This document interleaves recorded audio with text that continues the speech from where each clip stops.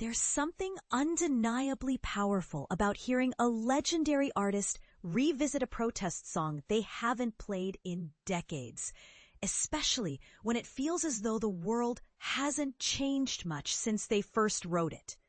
And that's exactly what happened recently when Neil Young performed Long Walk Home, a Reagan-era anthem, live for the first time since 1989.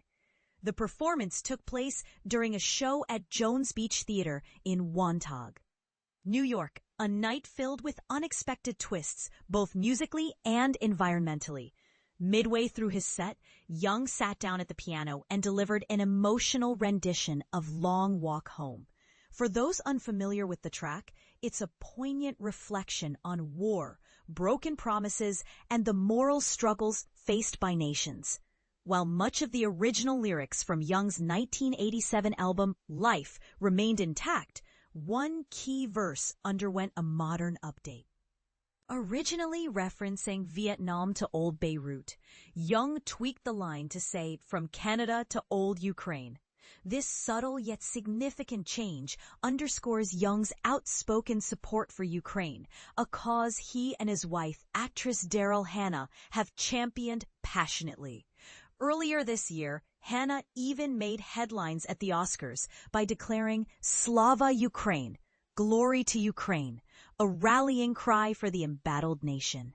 Young had initially planned to kick off his 2025 Love Earth tour with a concert in Ukraine itself, but logistical challenges forced him to reconsider.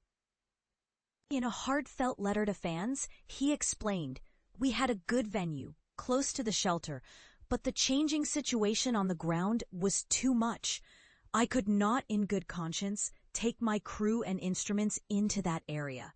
Despite pulling out of the plan, Young expressed unwavering admiration for Ukraine, calling it a great country with a good leader. But here's where it gets controversial. Some might argue that revisiting older protest songs while tweaking their lyrics can dilute their original message. Does updating a classic piece risk losing its historical context? Or does it breathe new life into timeless themes? These are questions worth pondering, especially given how Young has always used music as a platform for social commentary. To understand the impact of Long Walk Home, you need to rewind to the late 1980s. At the time, Young wasn't universally seen as a staunch critic of conservative politics. In fact, he once admitted to finding merit in some of Ronald Reagan's ideas, particularly the notion that communities should come together to solve problems rather than relying solely on government intervention. However, by 1987, Young's disillusionment with Reagan's policies became crystal clear, culminating in tracks like Long Walk Home and later Rockin' in the Free World, 1989. The latter is arguably one of Young's most scathing critiques, taking aim at George H.W. Bush's promise of 1,000 points of light and turning it into biting satire. Speaking of Rockin' in the Free World, Young ended his Jones Beach performance with this iconic anthem, adding a fiery Take America Back chant, a nod to his April appearance at a Los Angeles rally alongside Bernie Sanders and Alexandria Ocasio-Cortez. It was a fitting conclusion to a politically charged evening, leaving fans buzzing with energy and reflection. Earlier in the show, Young dusted off another rarity, Singer Without a Song. If you're scratching your head wondering what that is, don't worry, you're not alone. This ultra-deep cut doesn't appear on any official album and only emerged briefly during the 2012-13 Crazy Horse Alchemy tour. Addressing the crowd, Young joked, "It's been a long time since we've done this one." Never. Clearly, preparation was necessary. Earlier that day, Young and his band sound-checked the song multiple times because none of them had ever played it before. And this is the part most people miss.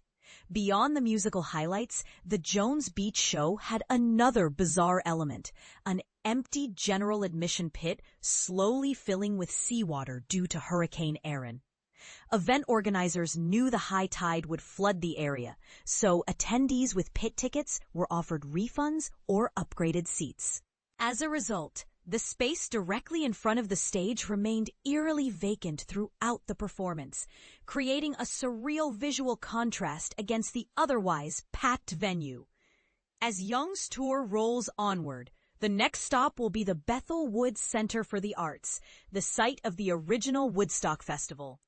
Back in 1969, mud ruled the day, but organizers assure us there won't be any flooding this time around. Still, wouldn't it be poetic if Mother Nature decided to make another grand entrance? So, what do you think? Should artists update the lyrics of their protest songs to reflect current events? Or does doing so diminish their original intent? Share your thoughts in the comments below. We'd love to hear your perspective.